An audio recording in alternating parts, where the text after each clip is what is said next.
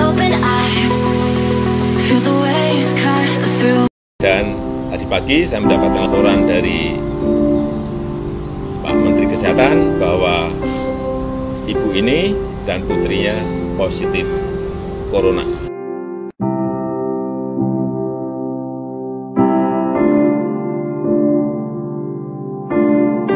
Panik corona, masyarakat mulai serbu supermarket. Dampak corona, harga masker naik 10 kali lipat. Indeks harga saham gabungan jebol akibat virus corona. Itulah yang menjadi headlines beberapa hari ini. Hal yang ditakutkan pun terjadi. Corona masuk ke Indonesia. Saya pun sedih dan ikut prihatin ketika pertama kali mengetahuinya. Memang kita semua khawatir, memang kita semua harus waspada. Tapi terlebih dari semua itu, sebenarnya virus yang lebih mematikan adalah virus kepanikan. Ya, kita tidak boleh panik, karena panik justru akan memperburuk situasi. Ketidaktenangan dalam menghadapi masalah justru akan menciptakan masalah baru yang lebih bermasalah. Saya berikan sebuah analogi untuk kamu. Mungkin analogi ini tidak sempurna, tapi ini adalah analogi terbaik yang saya bisa berikan untuk kamu pada saat ini. Bayangkan kamu sedang berada di tengah lautan. Lalu tiba-tiba kamu terjatuh dari kapal dan kamu sadar bahwa kamu tidak bisa berenang. Apa yang akan kamu lakukan? Banyak orang panik lalu menggerak-gerakkan kaki dan tangan dengan random, tidak beraturan dan berharap bisa keluar dari air dan gak tenggelam. Tapi tahukah kamu, kalau itu yang kamu lakukan, justru yang terjadi adalah sebaliknya. Kalau kamu panik dan bergerak-gerak seperti itu, justru kamu akan tenggelam lebih cepat. Ya, kepanikanmu lah yang akhirnya akan menguras tenagamu, membuatmu lelah, dan akhirnya menenggelamkanmu. Lalu apa yang harusnya kamu lakukan? Tenang. Yap, stay calm. Tahukah kamu, walaupun kamu gak bisa berenang, tapi kamu tuh memiliki kemampuan untuk bisa mengambang. Ya, setiap manusia bisa mengapung di air karena memiliki daya apung yang terjadi karena volume tubuh manusia lebih besar daripada volume air saat berat air dan tubuh manusia yang sama dibandingkan. Yang perlu kamu lakukan adalah tenangkan diri, jangan panik. Dan usahakan setenang mungkin untuk tidur terlentang di air sambil merentangkan tangan dan kaki, wajah dan pandangan mata menatap ke atas, dan kemudian bernafas seperti biasa. Kalau kamu melakukan hal ini, bukan hanya saja kamu bisa mengapung, tapi kamu akan menghemat energi jauh lebih lagi. Dan membuat kamu tidak tenggelam sampai kamu mendapatkan pertolongan. Begitu juga seharusnya sikap kita terhadap situasi sekarang ini. Virus corona baru saja masuk ke Indonesia. Dan sampai sekarang belum ditemukan obat dan virus penangkalnya. Lalu apa sikap kita? Kita punya dua pilihan.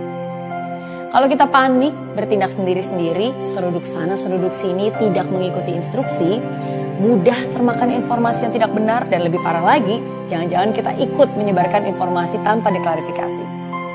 Kalau itu yang kita lakukan, justru itulah yang akan memperburuk situasi. Tapi yang sebenarnya harus kita lakukan adalah tenang, tetap waspada, jaga diri, jaga kebersihan. Cross-check informasi dan percaya pada pemerintah dan tim medis yang juga sedang berusaha semaksimal mungkin untuk mengatasi wabah ini. Dan tentunya tetap optimis. Saya memantau grafik ini setiap harinya. Ini adalah real-time counter update virus corona di seluruh dunia. Mungkin kamu melihat dan berkata, wah, astaga, sudah ada 93.168 orang yang terkena dan sudah ada 3.000 lebih yang meninggal. Dan sampai saat ini antivirusnya belum ditemukan. Gawat dong nih, gimana? Stop. Kan saya baru aja bilang, jangan panik. Tentu saja kita semua turut prihatin dan berduka atas 3.000 lebih orang yang meninggal dunia. Tapi coba, fokus ke angka sebelahnya. Pada saat saya membuat video ini, memang ada 3.203 yang meninggal dunia. Tapi sudah ada 50.956 yang fully recovered. Lebih dari 50% orang sembuh. walaupun obatnya belum ditemukan. Pernah gak sih kamu berpikir, kok bisa ya sembuh, padahal katanya obatnya belum ada? Itu artinya kita manusia juga punya kekebalan imun sendiri yang bisa melawan virus tersebut. Dengan penanganan yang tepat dan cepat, perawatan yang baik, menguatkan imun sistem, kita bisa kok melawan corona. Coba juga kita lihat negara tetangga kita yang iklim dan situasinya lebih mirip dengan Indonesia, yaitu Singapura dan Malaysia. Di Singapura ada 110 cases dan 78 sudah sembuh. Di Malaysia ada 36 kasus dan 22-nya sudah sembuh. Lebih dari 70%. Saya yakin Indonesia tidak kalah dengan Malaysia dan Singapura. Bukan maksud saya untuk membandingkan, tapi justru saya ingin menunjukkan bahwa kalau mereka bisa, kita juga pasti bisa melaluinya. Saya yakin kita tidak kalah dengan mereka. Asalkan kita solid, percaya, dan saling menjaga. Masker memang berguna, tapi ada yang lebih efektif daripada masker, yaitu personal hygiene. Menjaga kebersihan kita sendiri, cuci tangan dengan air sabun sesering mungkin, hindari memegang mata, hidung, dan mulut dengan tangan, menutup mulut saat batuk dan bersin, bersihkan dan desinfeksi benda-benda yang sering disentuh orang lain. Dan tentunya proaktif, memeriksa dan melaporkan jika ada gejala corona.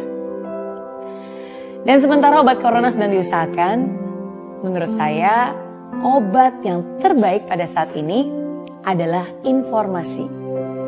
Tapi informasi yang tepat dan akurat, dari sumber yang terpercaya seperti dokter ahli dan tentunya pemerintah. Dengan informasi yang tepat, kita semua bisa lebih teredukasi dalam menjaga diri. Karena ini bukan hanya tugas beberapa orang saja, tapi ini adalah tugas kita semua, masyarakat Indonesia, dimanapun kita berada. Baik yang bekerja di bandara, di rumah sakit, di sekolah, di perkantoran, baik itu yang tua, muda, pria, wanita.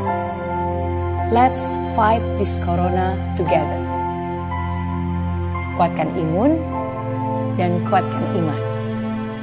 Bukan hanya mengandalkan kekuatan manusia saja, tapi juga berdoa dan percaya bahwa Yang Maha Kuasa juga akan menjaga dan melindungi kita. Percaya bahwa semua akan baik-baik saja. Percaya Indonesia bisa melawan corona.